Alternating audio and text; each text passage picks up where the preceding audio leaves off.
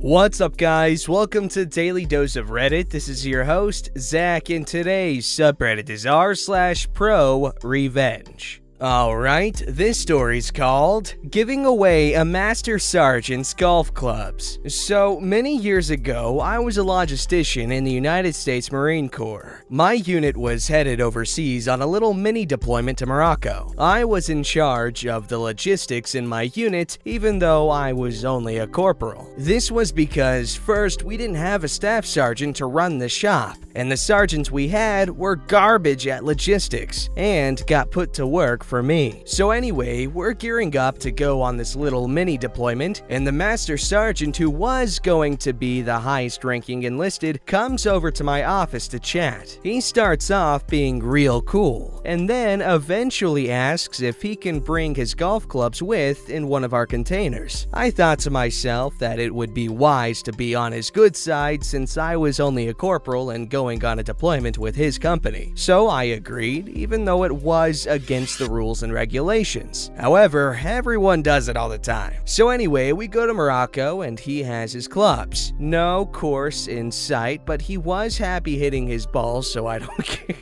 Okay. However, then everything changed. His Marines didn't request to bring enough materials to build what we were there for. They start saying I'm missing a 20-foot container, which doesn't happen to me. So I finally solved the mystery. It turns out they didn't request to bring enough and left the materials behind their office. So here we are in Africa to do a job, but we don't have enough materials. So he tries to use me as a scapegoat. Even a gunnery sergeant and a staff sergeant of his get in on this and just treat me like crap because I refuse to take the fall for their shop screw-up. This goes on for the entire 2 months we are there, and we are in the middle of nowhere, so nothing for me to do but deal. Anyway, we start heading home and head back to civilization to a port, and we had to clean our gear to go back to the US as per customs and biosecurity. So we are cleaning everything. Even had to take tanks off their tracks and clean the tracks. It was a pain in the ass, but still a cool experience. The problem, however, was that the Master Sergeant kept needing to reopen containers that had been finished. Now, the problem with this was that we had to have actual US Customs agents on site and use their banding seals to seal the containers, which then had to be documented with the unique serial number. Every time we had to open one, I had to beg the US Customs agents to open them and let us get whatever the Master Sergeant needed, and then close it up without having to redo the cleaning. Normally, it is a solid no, but the agents were cool and we worked it out. Plus, every night, I usually ran into them at the bars and I would buy them beer. It got to the point where the agents didn't have any of their own seals left because of how many times we did it. They ended up using mine to reseal. It really made things difficult, and it was often for dumb crap. So, I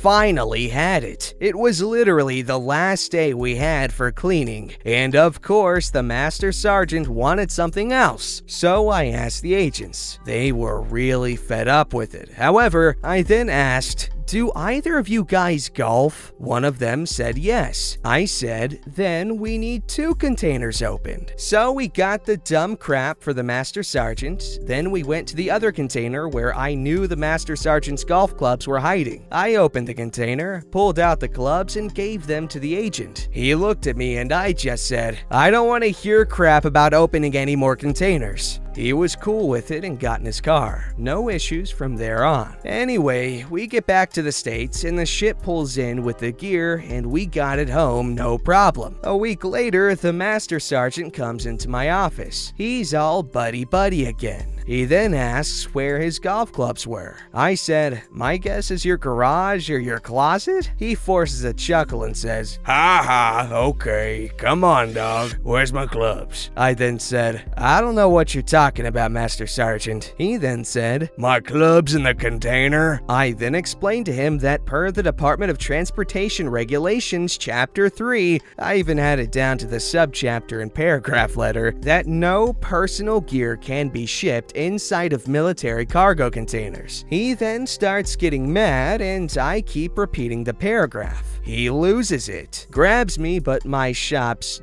I don't know, something sergeant got to him quick and pulled him off before he swung on me. He never did find out what I did to his clubs, and I left the unit about 6 months later to go to my next command. Oh my gosh. Well, it just goes to show, some people are into some weird stuff, you know what I mean?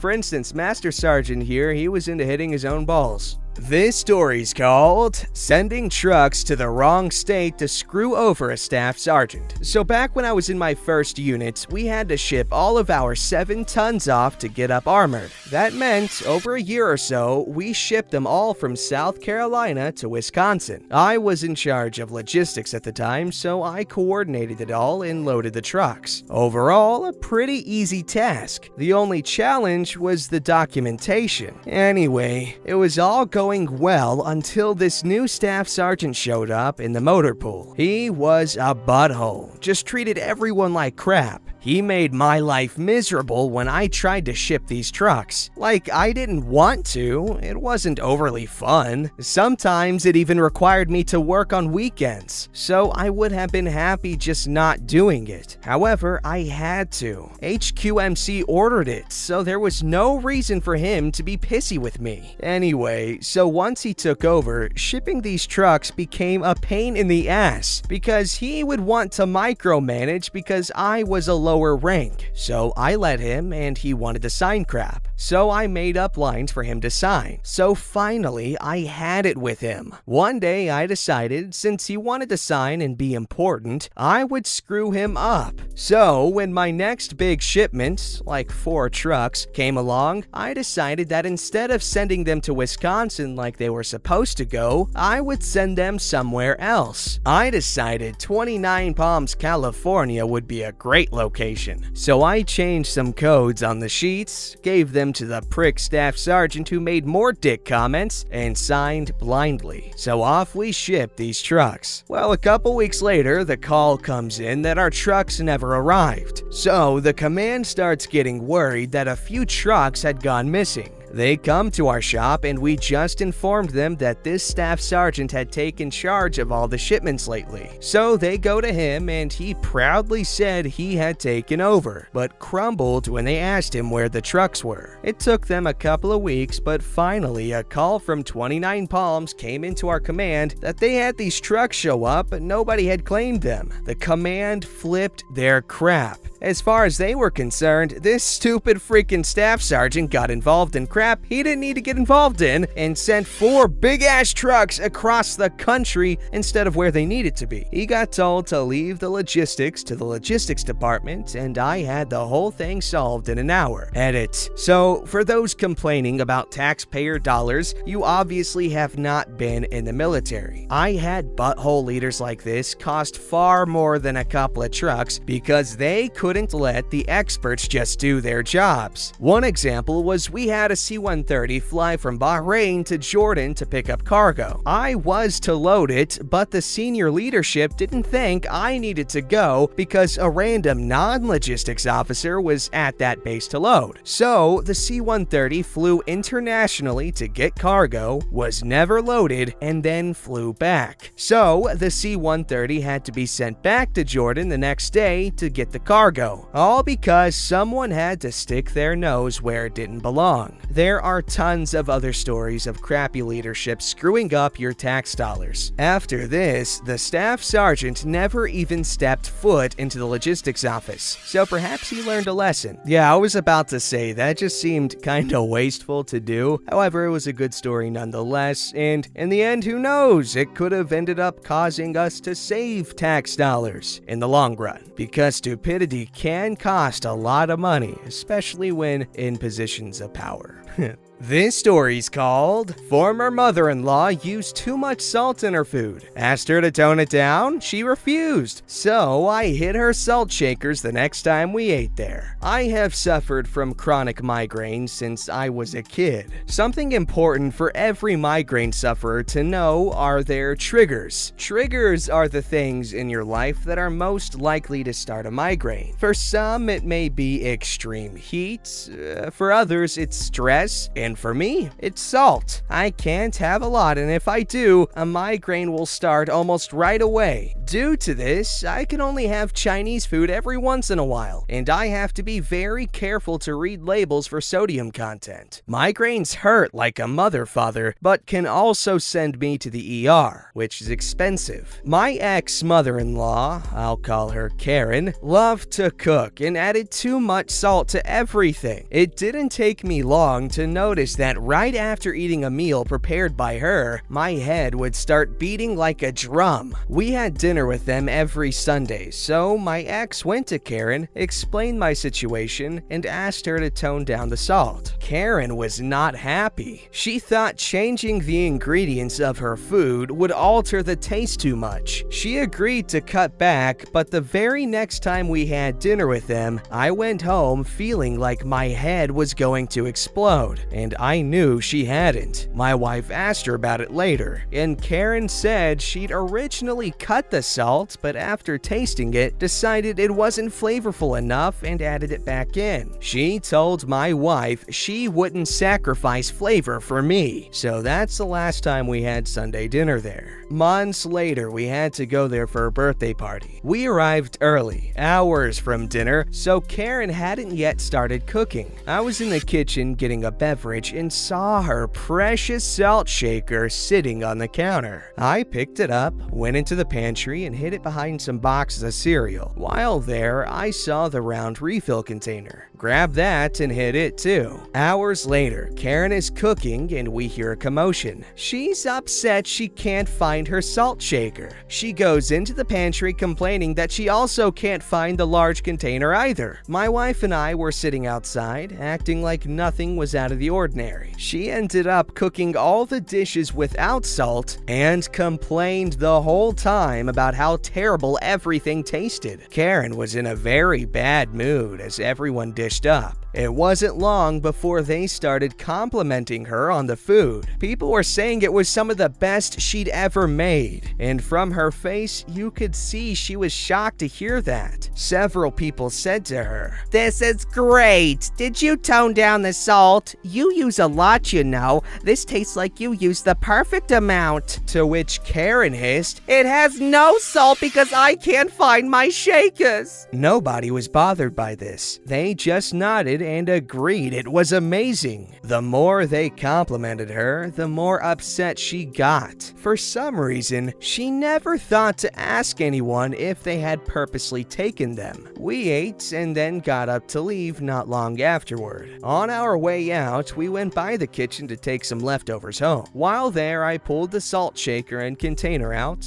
put them in our bag, took them home, and trashed them. It was the first time I had eaten a meal with that family and not gone home with a migraine. Wow, okay, so I do understand that too much salt in food can taste really, really bad, but it's also worth noting that salt adds flavor. Not just saltiness, but it brings out the flavor in a lot of other things. So food with a little bit of salt can be good, but no salt at all in a dish that originally used a lot of salt? That's something weird. Okay, last story is called Screaming Kid on Plane. Years ago, a guy that worked with us died. His wife was pissed. "He'd promised we'd travel someday, and now what?" I went back to the office and decided I was traveling while I could. I was 40. I booked a flight to Aruba. On the plane from LAX to Miami, this kid, about 3, kept screaming the entire flight. His parents refused to intervene, to the point the entire plane was angry. The flight crew offered to get him soda, crackers, peanut peanuts. Both the parents believed it would encourage him to learn to throw fits when he wanted to. It was pretty contentious between everyone talking to the crew, asking to speak to the captain, etc. I was fuming inside. We got to Miami and everyone basically rushed away. After a few hours, it was time to board for Aruba, and who should show up out of nowhere? Yep, the parents and the crying kid, all the way to Aruba. Some of the people from LA to Miami were there, and we all vented about the absolute ridiculousness of the parents letting the kid cry and whine and throw a tantrum for hours